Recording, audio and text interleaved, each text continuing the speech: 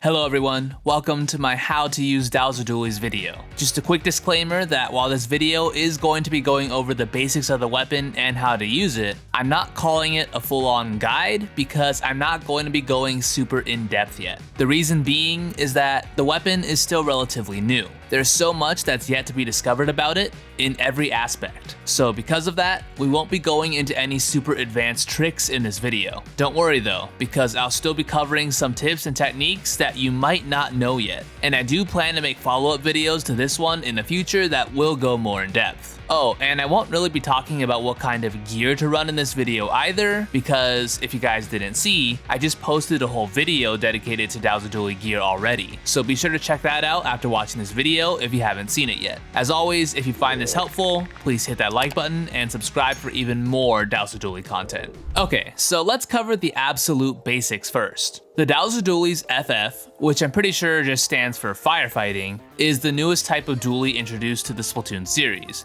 and it's like nothing we've ever seen before. Its spread mode has the longest range of any dualie, pretty much matching the Squeezer. Its fire rate is a bit slow, and its shot spread RNG is mediocre. But due to its incredible range, these poor qualities aren't too much of a hindrance. Now, just like every other dualie, you can perform a dodge roll. However, unlike every other dualie, you can only roll once at a time. But to compensate, the amount of distance that you cover with a single dodge roll is extremely far. One dodge roll takes up 12% of your ink tank, which is pretty expensive. If you remain still after performing a dodge roll, you'll enter turret mode, and the turret mode on Dousers is very unique. Your range will actually decrease a bit, becoming around the same as the Dualie Squelcher. But in turn, your fire rate, shot velocity, and accuracy will improve exponentially. In fact, its RNG becomes perfect, similar to the Splat Dualies, and its damage per second becomes one of the fastest in the game. Seriously, this thing is a beast in turret mode, and even though its range is shortened a bit, it still goes pretty dang far. Sadly though, due to how much ink a dodge roll consumes, along with how quickly the ink tank drains in turret mode, you can't stay in it for very long. So you'll need to be strategic about when you decide to use your turret mode. It's not like the other dualies where you're just dodge rolling constantly. More on that later though. The last basic quality of the main weapon that I want to discuss is the damage. The Douser Dualies are fairly weak, inflicting 25.5 damage per shot. That's just enough to be a 4-shot kill. Remember though, fall-off damage is a thing in Splatoon. If you're hitting someone at the very edge of your range, or your shots are falling downwards, the damage is weakened. This can prove to be very annoying for the Dousers, as a 4-shot kill can become a 5, 6, 7, or even, on very rare occurrences, an 8-shot kill. But again, due to this thing's impeccable range, this won't be fatal most of the time, but it is something to always be aware of. Let's talk about playstyle now. Guys, I'm gonna be honest, I'm not super sure what exactly Douser Dualie's role is specifically, because it can do a lot of things. I'd say that it's mostly a supportive midline, but it can be very aggressive with its turret mode if handled properly. The thing that most people seem to struggle with when starting out with the weapon is not knowing when to utilize the dodge rolls, because as I mentioned earlier, you need to use them sparingly. With this weapon, you'll be utilizing your spread mode a lot, more than any other dualie. Why? Well, one, you have more range in this mode, but also being limited to only one dodge roll does not leave any room for error, especially because there's a decent amount of end lag after performing one. You should really only be dodge rolling if you're absolutely certain that you can confirm a kill with it, or you know for a fact that staying in spread mode will result in your death, like if you get rushed down for example. Otherwise, try to stay in your spread mode as much as you can. Obviously, the spread mode is not very optimal for close range fighting, so you want to take advantage of your range. You outrange a good majority of the other weapons in the game, so take advantage of that. Don't get super close to an opponent if you don't need to. Stay back and shoot at them from a distance, because then, if your mediocre RNG decides to fail you, you won't be punished with death. That same philosophy applies to all other long-ranged weapons in the game, by the way. Again though, don't be too far back, because then its poor fall-off damage might come into play. I know all this range stuff sounds a bit complicated, but after using the weapon for a bit and feeling out its range values, you'll start to understand more of what I'm talking about.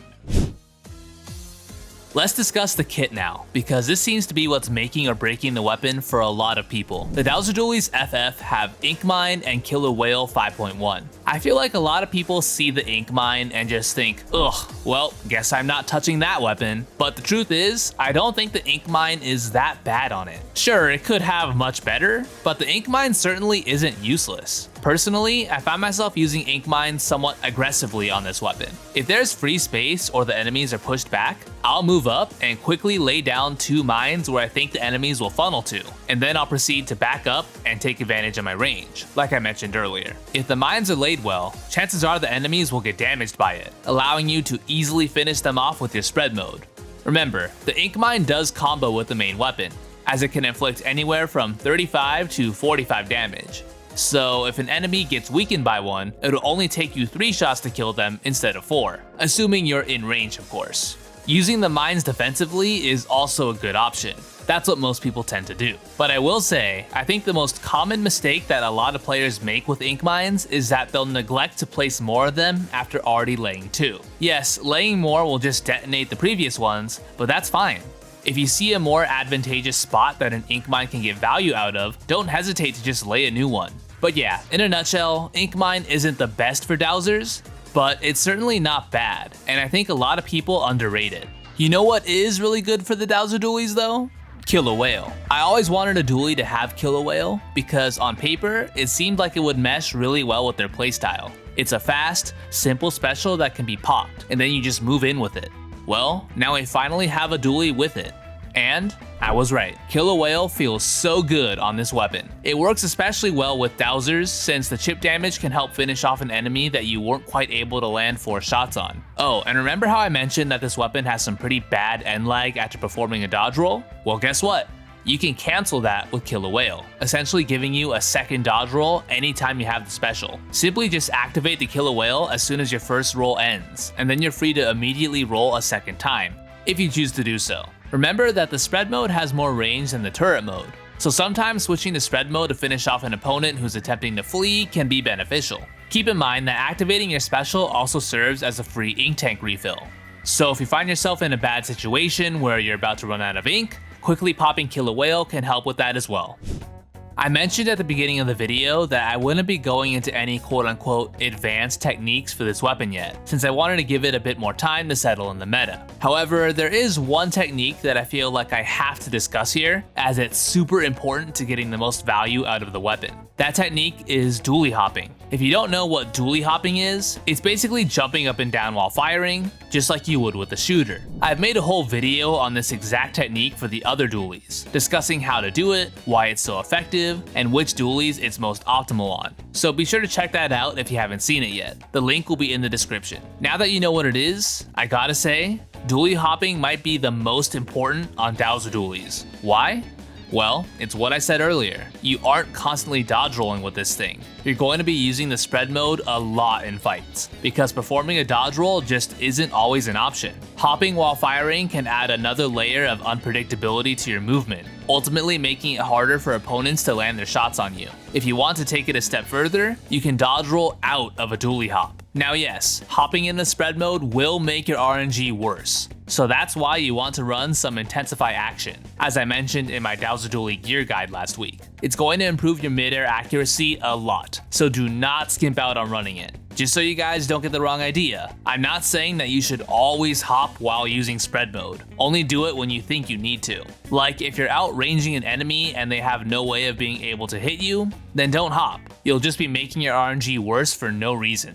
Alright guys, that's about it for this how to use Douser Dualies video. I hope you found it helpful. Again, this isn't the last type of guide video that I'll be making for the Douser Dualies, but I think this was a great starting point for people who are trying to learn the weapon. If you have any questions about anything related to the weapon at all, don't hesitate to ask down below. And just a reminder, be sure to check out my Douser gear guide that I posted previously. Please like, subscribe, turn notifications on, all that good stuff if you enjoyed, and I will see you all next time.